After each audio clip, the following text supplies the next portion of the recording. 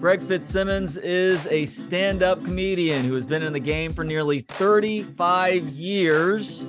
He not only hones his craft on stage, as he is going to be doing at Joe Rogan's comedy Mothership this weekend, but he also does so via 3 different podcasts. You can check him out on Fitzdog Radio, Childish, and Sunday Papers, and he joins me now to talk about some of those things. Greg, thank you so much for the time. How you doing today? Doing great, man. Excited to come to Austin this weekend. Yeah, you are going to be here headlining at Joe Rogan's new place, the Comedy Mothership, your friend Joe. And I don't know if you've had a chance to check the place out yet, either walking through when it was still under construction or since it opened up back in March. But man, just from an audience member perspective, it is a beautiful club. And according to the comedians that I've spoken with about it so far, I mean, it is a top-notch club for comedians too. For you as somebody who has obviously performed in countless clubs over the years, what does the idea of a club that is perfect for comedians mean to you?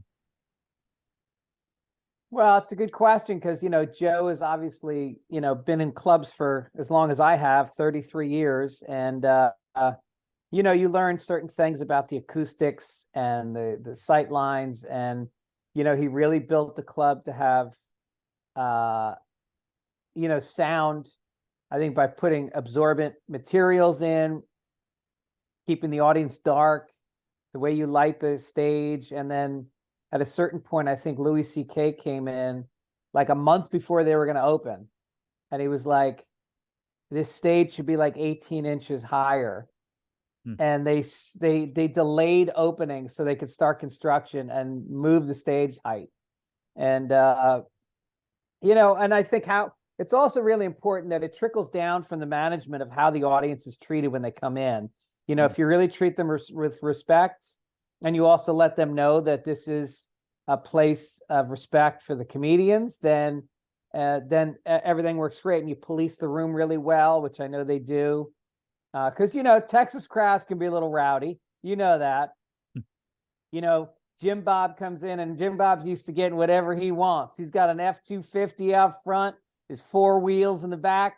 There's a bandana. There's a lot of bumper stickers.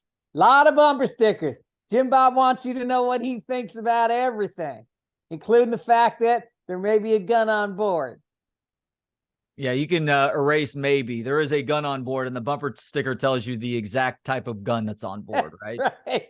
Yes, and it's one of many. And, I get shit from Joe about not having a gun.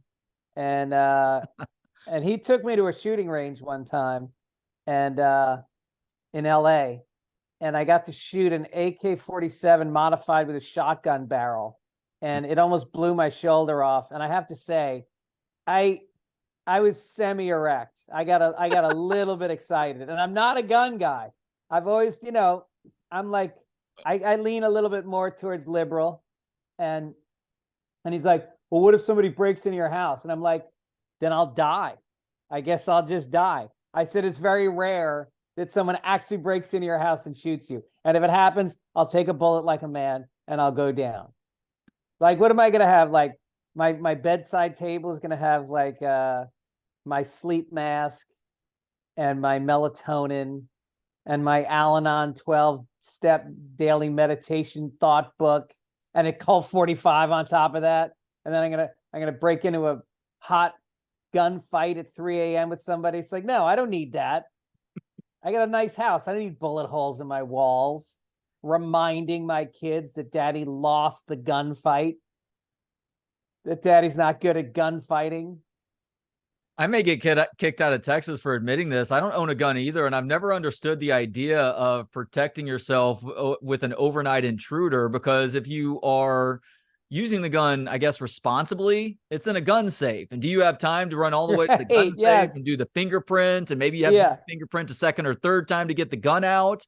Or, like you said, are you just going to have it in that drawer in the bedside table right next to the melatonin and whatever the evening read is? Yeah, and what are you going to say? Hey, just start in the dining room. The silver's in the cabinet and underneath the mirror.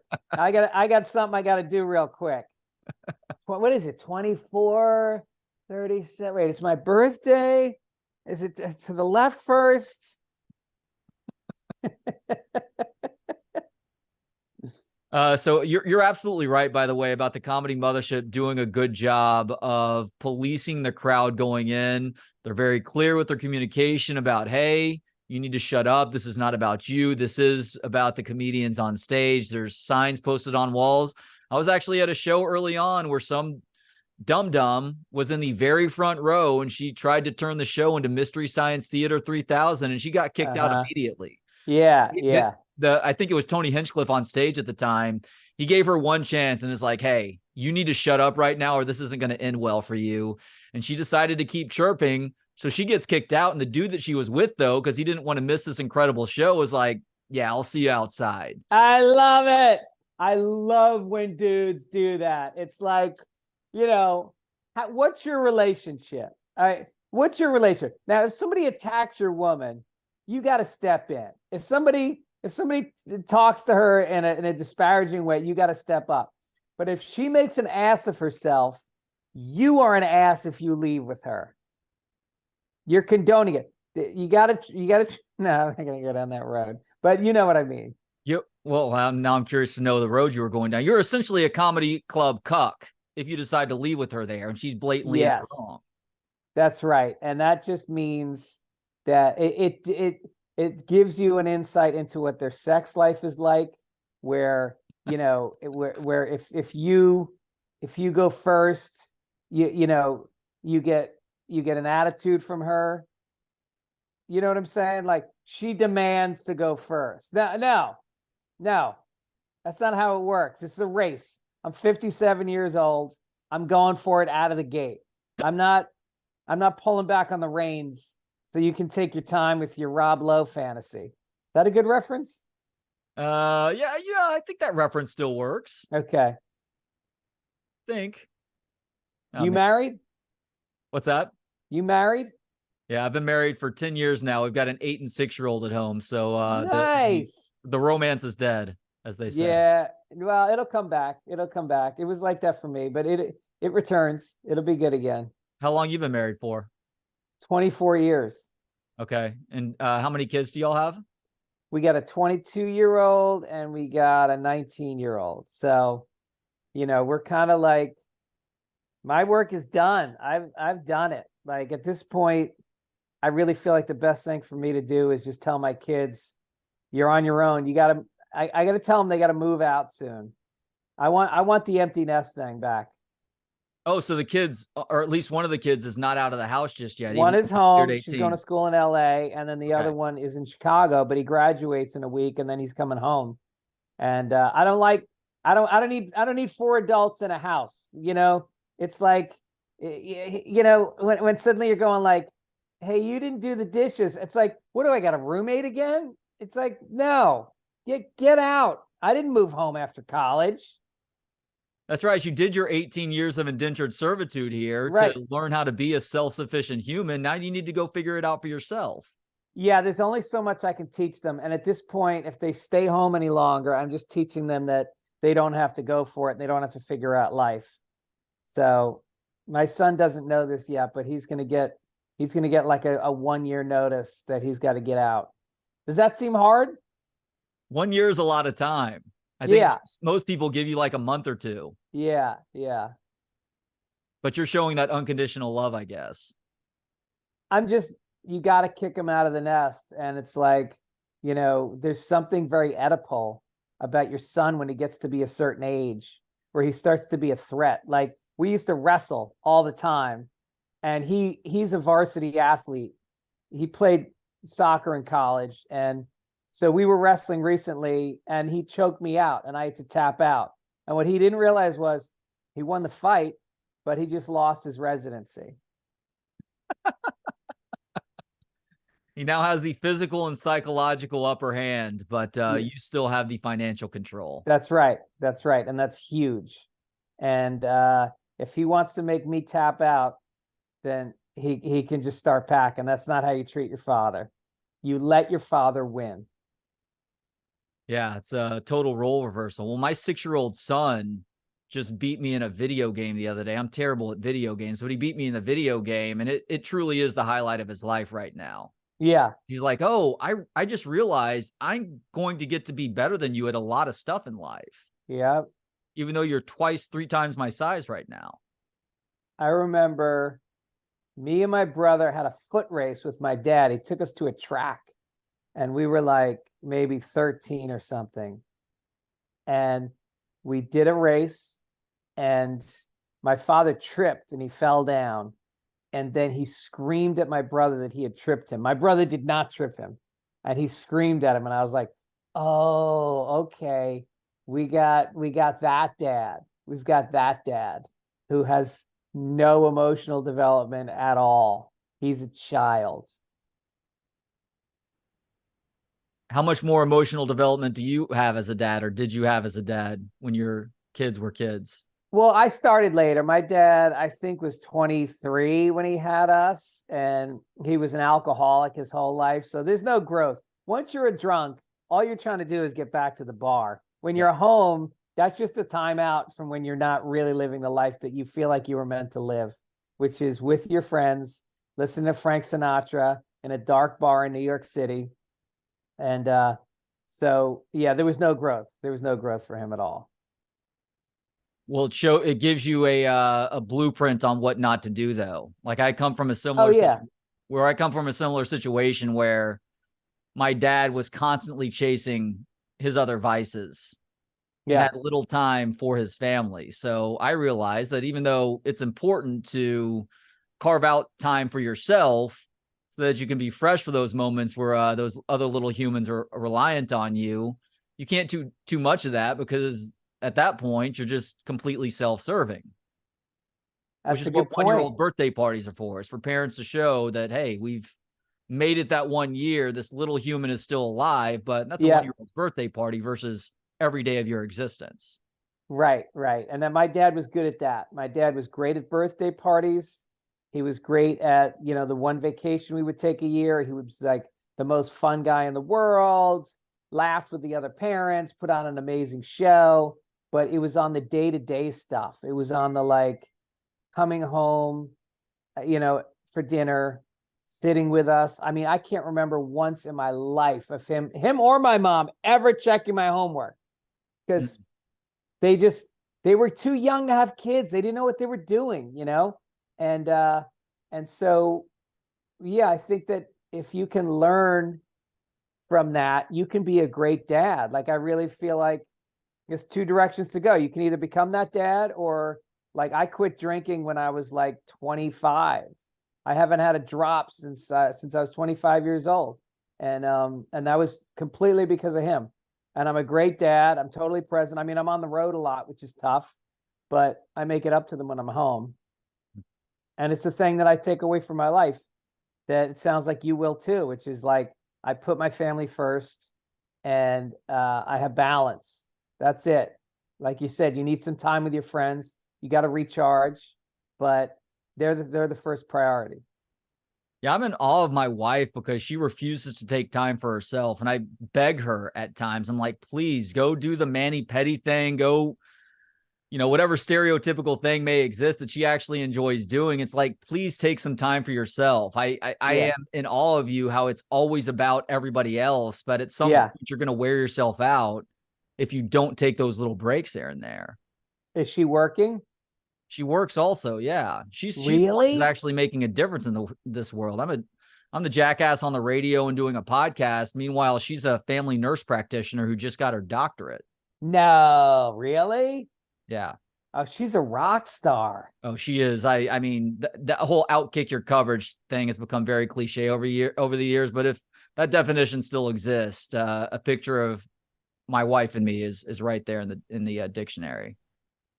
That's nice to know, because like I think that if you have one person in the relationship who's got that steady, real career, it lets the other person play out their childhood fantasy and play with, the two cups with a string on it that you're talking to each other and whatever else we do. I am told regularly that I dress like a 12-year-old. So clearly I'm the other part of that equation there. Are you an Austin guy? Is that where you grew up? I grew up in the Dallas Fort Worth area, but I went to school at Texas, and basically spent the better part of the first 12 years of adulthood in Austin. So even though I moved away to Oregon for a little bit and then Chicago, which is where your son has been for school and is about to leave, Right. I came back to Austin with her as my wife and our firstborn 8 years ago now. And it was a great move because Chicago went downhill very quickly, and Austin's just an awesome place. I mean, I literally have spent more of my life in Austin than anywhere else at this point. Yeah. And I would be completely satisfied if this is where we were for the rest of our time too. It's not getting too crowded now.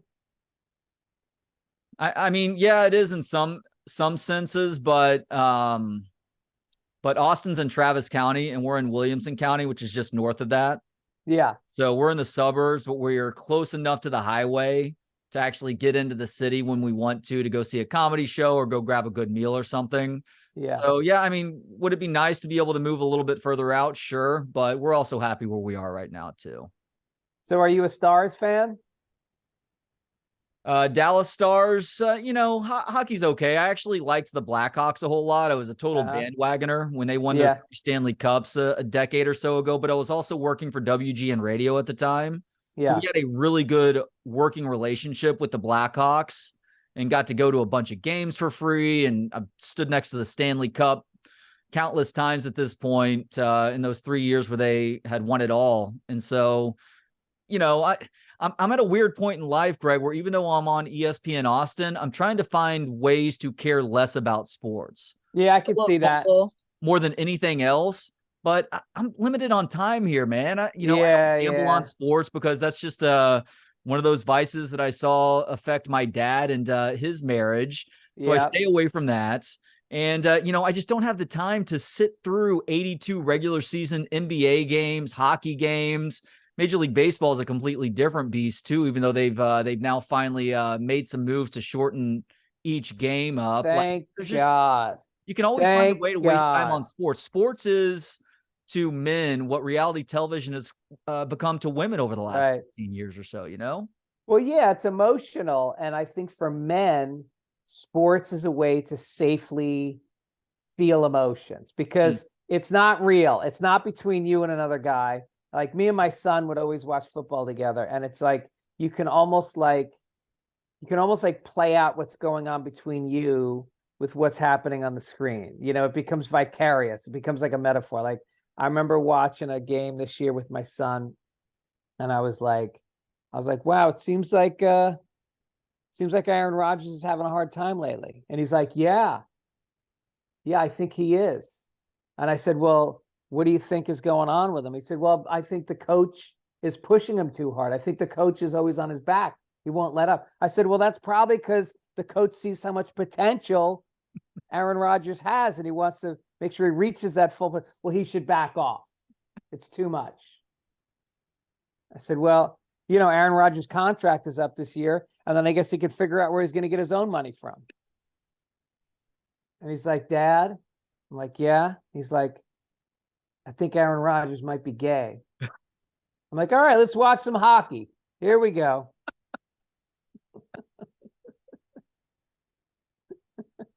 Oh, man. Has the fact that baseball games have been shortened by about 30 minutes helped you to want to watch that sport anymore? Oh, my God. Yeah, I had given up on it because I was a huge fan. We had season tickets for the New York Mets when I was growing up. And I was a huge Mets fan. And I suffered through the late 70s and the early 80s when they were the worst, just the worst team. And we got made fun of because the Yankees were great back then and the Mets were terrible. And so, and then when they got good and they won the World Series in 86, it was like, it rolled so many different things in one. It wasn't just my team won. It was like I was validated. I had stuck with somebody during a hard time and then watched their success. And my father, who was in radio in New York, his radio station covered the Mets. And so my father was like really good friends with Rusty Staub, Wally Backman, Keith Hernandez, and he used to play golf with those guys. Wow. And so I was in college in Boston and he came up for game 4 and he had great seats. And I took a couple of my friends from college and we went to see the World Series in Boston. And it just, I mean, it was insane how great it felt. And then I kind of was like, I don't have enough time anymore. Like, I started my career in stand-up, and I was just like, I'm working nights. I don't have time for this. And the games are too long. And so now I went to a Dodgers game. I think it was the second game of the season, and it was 2 hours and 15 minutes. I was like, this is great. This is exactly what it should be. And it's like the days of, like, like every other sport, when the players take the field, they run, they sprint, they charge on the field. Baseball, they just kind of meander. They just wander out. Shoelaces aren't tied. They're smoking a cigarette, drinking a big gulp. And you're like, all right, I guess we're going to start now. There's 50,000 people waiting. And they're like, nah, we're going to play catch for about 5 minutes. Matter of fact, we're going to play catch every time we switch sides. It's going to be a big catch session. And then you're like, all right, I guess we're going to start now. It's like, nah, not yet. First, this guy has to stand in a circle and practice swinging a bat. The guy's been swinging a bat since he was 4 years old. And he's got to stand there and go like, all right, how does this go again? I go like this? It's like this? And then he steps up to the plate. And then you're like, all right, I guess now we're going to finally start. It's like, no. Now the pitcher and the catcher, they got to play their little game where the pitcher looks at the catcher and he's like, guess which pitch I'm going to throw? And then he shakes his head. No, that's not it. Try again. Now, screw all these people that are watching. Who cares? Let's play. Warmer. And then the guy finally hits it. And then he stops at each base. What is that? It's not safety. What are you, 7? You keep running around the bases until you're tackled by a guy from the other team who's carrying the ball. And a bat. I think every player on the field should carry a bat throughout the game. 18 guys jacked up on steroids, frothing at the mouth, swinging bats at each other. That I would watch every night. Yeah, there's a sense of self-defense that is absent from baseball right now if you have everybody carrying bats around. Yes. I mean, and they don't really fight anymore, do they? When's the last time there was a good baseball fight? Yeah, baseball is one of those interesting sports where you get the promise of fights. Yeah. Occasionally you do get a good scrap, like with Nolan Ryan and Robin Ventura 20 plus years ago. But for the most part, it's a lot like those almost fights in high school. It's like one guy running at the other person, running at the other guy, and he starts to slow down right before he gets there because he's hoping his friends will grab him by the shoulders to keep him from actually getting to the point where he has to make contact. Exactly. Did you get any fist fights in your life? Friends when we were drunk, which is always stupid and you have to apologize for afterwards. But the only other quasi fight that I've been in my life was when I got jumped by like 4 other dudes. No way. After my senior year in high school, that left me with 24 stitches in the back of my head. It explains a lot. No way. These dudes all got kicked out of school for good. One of them was a promising baseball star, and that got completely derailed. Yeah, it was a terrible situation. Why did they jump you?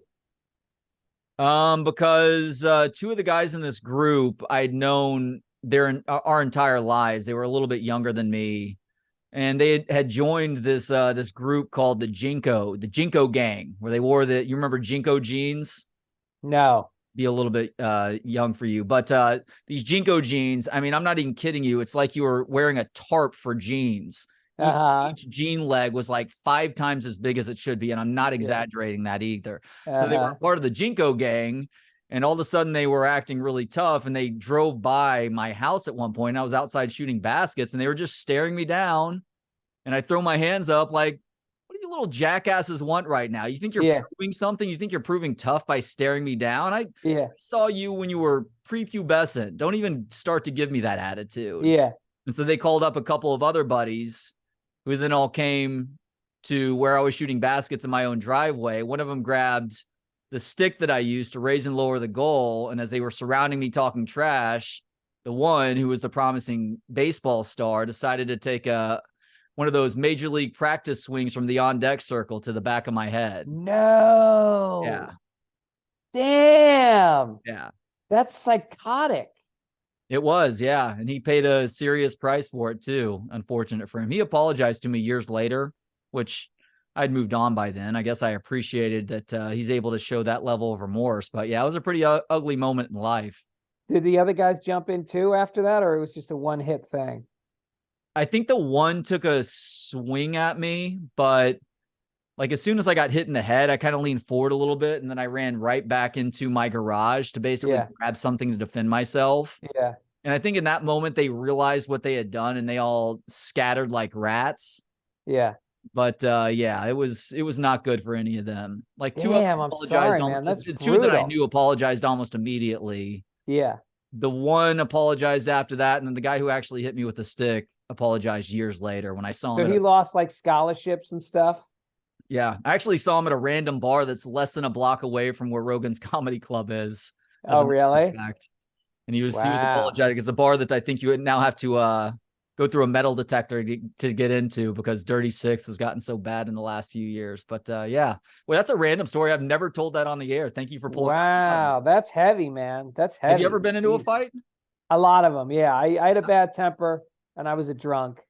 And I went to jail twice for fighting. How long did you spend in jail? Just the weekend. Oh, okay. Yeah. So you got the full bologna sandwich treatment then, which is not a euphemism. The food was really bad, but you know what Yeah. was even worse is I both times I got arrested on a Friday night, and both Mm. times they told me the judge comes in on Monday morning. So settle in for the weekend. And so once was in Providence, Rhode Island, and then once was in New York. And the worst part is there's no windows. And this is in the one in New York. There's no windows. They kept the lights on 24 hours a day, and there was no clocks. And so you had no idea how much time was passing. That was like the real torture. And then the guy that I got in a fight with was in the next cell from me. Oh God. And he's yelling at me in Spanish. He's cursing me out in Spanish. I have no idea what he's saying. And he tried to reach into my cell. And I was like, what are you going to do? What do you think? I'm going to put my neck up to the corner of the cell so you can choke me? Was this in New York City? No, I grew up in Tarrytown, which is about 15 Okay. miles north of the city on the Hudson River. Beautiful town. So you said the drinking was getting a little bit out of control. Is that ultimately why you quit at 25? You were seeing too many signs that you were beginning to turn into your dad? Yeah, like my dad used to come home with black eyes sometimes, and got DUIs and stuff. And so I started to see that behavior, and I had what they call a shallow bottom, where I didn't need to get to the point where I was losing jobs and doing things I regretted. So I mean I did things I regretted, but not to the level that it could have gotten to. So I got out early, and I really have my life to thank for it. Like I don't think I'd be married today. I don't think I would be a good father. And so yeah, it was really good for me. Speaking of making mistakes and doing things that you regretted, it was more than a decade ago that you came out with your first book, which was not only about that, I think it was done so creatively too. And just looking at the scope of your career and just how widespread your writing credits are, I'm kind of surprised that we haven't gotten a second book out of you, Greg. Is that just a matter of it being way too labor intensive? Are you considering writing a second book? What's going on there? I will never write another book. That was the most anxiety provoking. I ended up on medication because of that. I almost had a nervous breakdown. It Wow. was like having a final exam every single day. That's what it felt like every night. I Mm. used to stay up until I have an office near my house, and I would go there. And I remember I would come home to feed my kids breakfast and see them off to school. And then I would sleep. I was staying up all night. And I have ADHD. I'm not made to do things like that. It was really tough. Mm. I'm glad I did it. I'm glad I have that book, because I just look back on my life, and it's nice to know that like my grandkids will watch my specials and read my book, and I don't know, maybe listen to my podcast. Maybe that's probably not a good idea. Just depends on the podcast episode, I guess, right?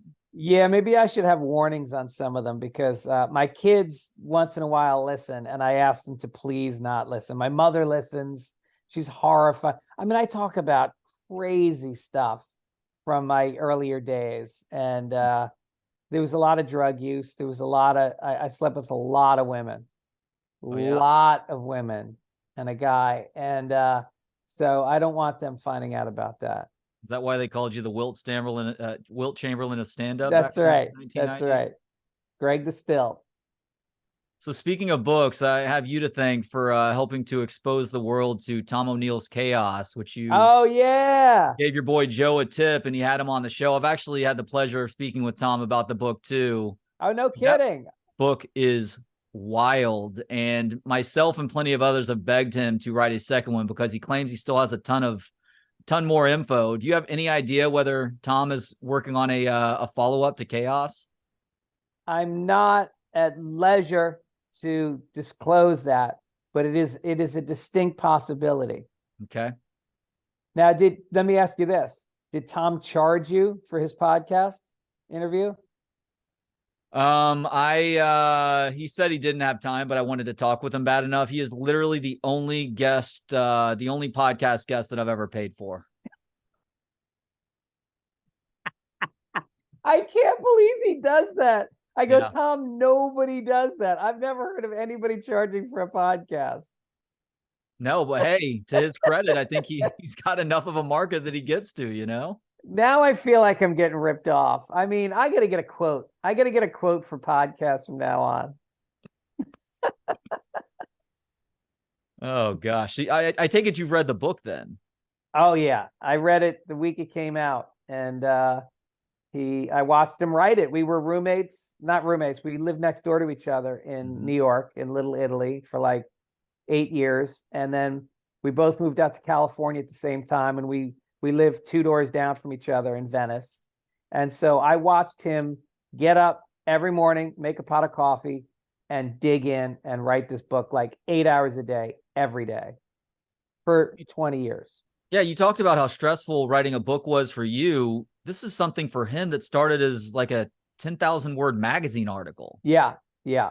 And then turned into a series, and then eventually became a book. And he, like every person who had attached themselves to the project at a certain point, abandoned ship. But he knew he had something much too big to just give up on. Yeah, he was given like $1.5 million as an upfront when he sold it to one publishing house. And then after about 12 years, they sued him to get the money back because he hadn't turned it in. So he was dead broke, in debt. He was driving an Uber. He was teaching English as a second language in East LA, but he kept writing. He just kept going. And then he eventually found another publisher who said, we'll give you a deal, but we have to attach a writer to you to oversee you. And so they brought in this guy who was like a real hotshot biographer. He was like, sold millions of copies. So he came in, and in 1 year, he reined Tom in, and they put something out, and that's the book. And now it's going to be a feature. It's going to be a documentary on Amazon. Oh, is it really? Yeah. Excellent. Yeah. I had not heard that yet. That's awesome to hear. I mean, that story deserves to see much more light than it even has now, thanks to you and Rogan and others. Well, it's a labor of love. I was happy to be any part of getting that book read. It deserves it. All right, last question now, Greg, because you've been in stand-up since the late 80s, is that right? 1989, yeah. You and Rogan actually went up together for the very first time? Yeah, and then we were on the road together. Like he was dating my roommate, so he basically was living in my apartment for like the first year that we were doing it. And we would just get in the car every night, and we would drive to Providence one night. We'd drive to Nashua, New Hampshire the next night. We'd drive to Hartford, Connecticut the next night. And we were doing 5 minutes for free just to get stage time. And that it was like that for a year. And we both were like the hungriest guys in Boston. And we just went after it. And we used to write together during the day. And, it's pretty amazing to see his success. I'm proud of him. He earned it. He always worked really hard. He always stuck to his guns, did exactly the kind of comedy he wanted to do, lived the kind of life he wanted to live. And it's pretty amazing when life rewards somebody for just being who they are. No doubt about that. So my question based on all that, because you've obviously seen the art form go through a number of ebbs and flows. Is stand-up comedy in as good a place as you've ever seen it since starting your career 35 years ago? Oh, I don't think comedy's ever been bigger in the history of this country. I think it's, everything from Bert Kreischer and Segura and, Joe Coy, and there's just a million people doing arenas, 15,000 seat arenas. And then you've got laundromats in North Hollywood where people are telling jokes. You've got millions of people want to get into it now. You've got every level of comic. There's just comedy clubs, there's theaters, there's rock clubs constantly. I really worry that it's going to end, because I don't know if we're getting oversaturated, but people in this country are fascinated and passionate about watching comedy right now. And we'll see how long it lasts. But I'm glad to be on the gravy train. I was on the first comedy boom gravy train in the early 90s, and that went away. And I hung in there with it for 30 years. And now, now it's back on top again.